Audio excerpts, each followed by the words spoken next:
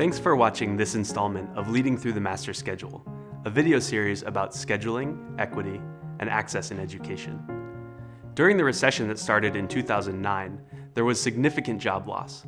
Since then, workers with a high school diploma or an associate's degree haven't regained those jobs in the workforce, but workers with a bachelor's degree gained more than 8 million jobs during the recovery. It's become imperative that students be prepared to get a college degree. It will negatively impact their opportunity for a career and financial success if they don't.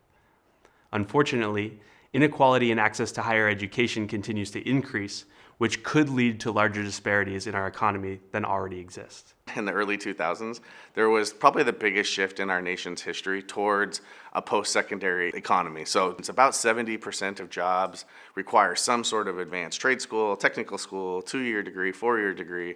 We've never had that in our nation's history before, so now it's kind of the default. High school diploma is no longer the end goal it used to be. All students now need to be prepared for some sort of post-secondary pursuit. School and district leaders can help increase access to advanced coursework and prepare all students for post-secondary success. There's a couple types of supports that schools should think about in supporting students in these challenging courses. One is just how to be a successful student. It's organization, time management, study strategies, and it's imperative that schools teach students those strategies on how do you actually navigate and be a successful student. We will use 3 big ideas about college and career readiness from this framework that came from a group at the University of Chicago and Stanford. They frame all of the research for college and career readiness around academic preparation, tenacity and perseverance, skill development, and college and career knowledge. Our focus today is on the first tenet, academic preparation. What can you do inside your master scheduling process to increase access and rigor? How can you set your students up for success? It's one thing to give students access to advanced courses, but it's not enough. They also need the necessary supports in place to ensure that they are successful.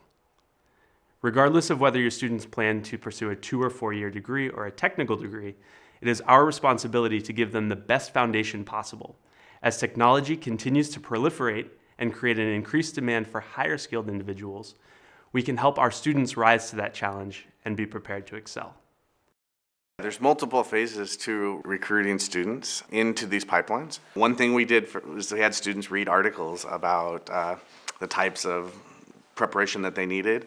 We educated them about the need for a stretch course, and then we built in an actual mechanism where they had to talk about inside their master schedule which courses were the stretch courses that they were signing up for and why they selected those courses. To build a pipeline into advanced coursework that is truly accessible, we'll need to proactively recruit students into advanced classes and provide them with support so that they can do well. We put lots of mechanisms in place so that all the adults around them, from their parents, their teachers, their counselors, their administrators, were having the same conversations about making sure that their courses were something that would prepare them for post-secondary. To understand who you might need to recruit, it is important to monitor student enrollment in advanced classes to be sure it reflects your student body.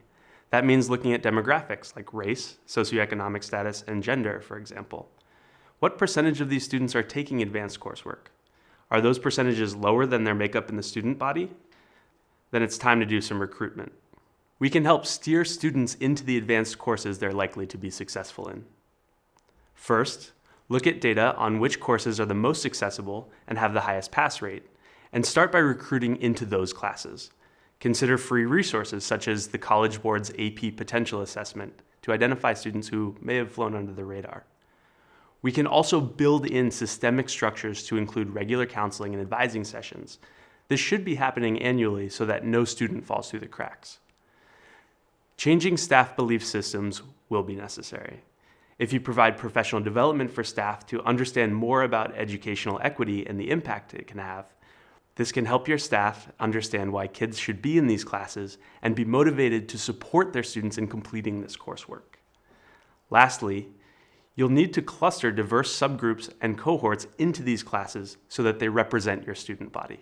Once we get students into advanced courses, we need to give them the support they need to succeed. The backbone of support is giving students more time. This can be done in many different ways.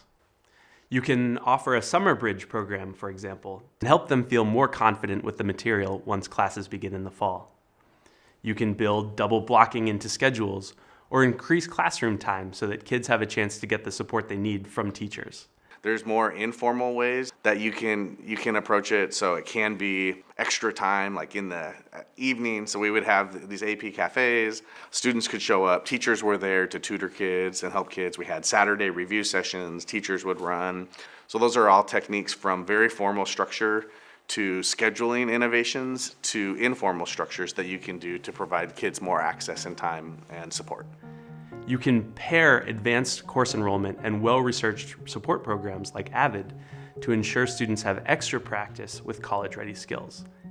Thanks for watching. You can find more videos, worksheets, and other resources here.